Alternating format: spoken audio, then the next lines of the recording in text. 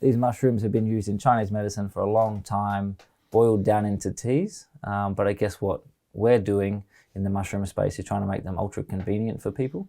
Okay. So you can consume them in your tea, in your coffee, in your smoothie, all these different range of extracts for these, benefits. And they're becoming very popular, just like you mentioned CBD, which has sort of been left to the side for a long time because of that regulatory piece. The great thing about mushrooms and the mushrooms that we provide and grow and sell, there's no regulatory barriers to entry in the US and across Europe and in Australia. So I find that strange because everything that seems to be quite good for you is often quite regulated very harshly by the Australian government particularly. Yeah, it's an I'm interesting not one. sure where CBD is at the moment. I think it's decriminalised. I'm not sure. I purchase it. Yeah. But and a lot of people do in this country. I mean, a lot of people, they just sort of say in their heads, I think enough's enough, in the sense that I feel unwell and you're in survival mode. You just want to get better.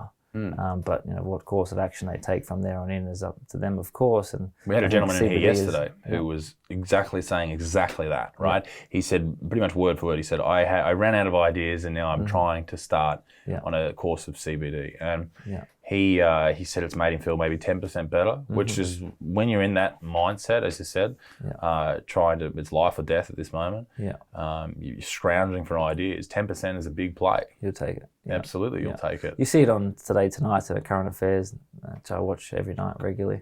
Unfortunately, I do too. Current Affairs is great viewing if you want to laugh. If I can't plug into you, then I'll plug into that. So you get the same sort of cackle.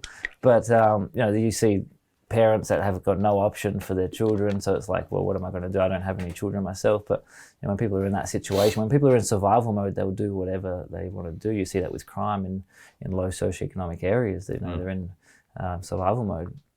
Well, I was taking CBD for a while there for epilepsy. I have a weird form of epilepsy where I basically lose control of my head for 10 seconds. It gets stuck like that. I go blind in one eye, and I'm completely conscious through the whole thing. But for a while there, I didn't know really what to do. I was listening to Joe Rogan talk about CBD oil, and I heard a lot of the time that people use CBD as a way to control epilepsy. I also found out that they use a ketogenic diet to control epilepsy, and I was probably about 134 kilos at the time, and then got on the keto diet, controlled my epilepsy with it, without any meds, and then got down to about 94. Now, after that, I got off the keto diet because I was on the road, and being on the road, I'm sure you know, very difficult to sort of maintain, particularly when you're in country towns and stuff like that. There's no really... There's toasted sandwiches on the run. That's it. Yeah. Macca's is open after a show, and that's pretty much it, or servo pies. That's pretty much what you're eating. And so I went to CBD oil. I got some, and it completely controlled the epilepsy.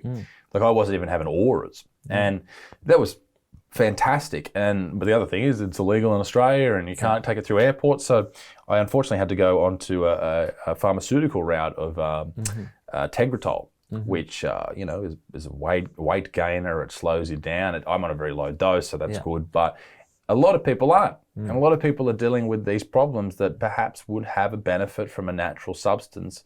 But CBD, they can't get it. Mushrooms, they don't know about it. There's some education there. Absolutely. Yeah. What would you tell people about mushrooms? Once again, when we're not talking about shrooms here. We're talking about basically things that grow that can help people. Exactly. And going back to that piece about that education and wanting a natural form, we've already been using these mushrooms within pharmaceutical realms for a long time. 40% of all pharmaceutical drugs are derived from mushrooms. So if we look at penicillin, saved hundreds of millions of lives, comes from penicillium, from the fungi kingdom. If we look at immunosuppressants, so things you're getting an organ transplant, you have an immune suppression issue, then we're using fungi-derived pharmaceutical drugs. Statins, which is the most widely used cholesterol-lowering medication globally, this also is derived from fungi. So we've already been playing in the fungi realm in a medical pharmaceutical way, and now it's sort of taking it into an everyday use.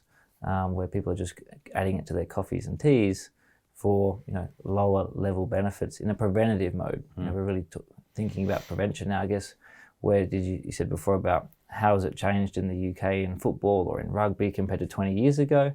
It was just tape it up, you'll be right, get on with it. And now it's all prevention. It's all thinking, in advance. You're doing that with your sleep right now. So even you're becoming an athlete in that sense. So it's all thinking in prevention, and mushrooms are a huge part of that prevention strategy for aging and just for feeling better every day.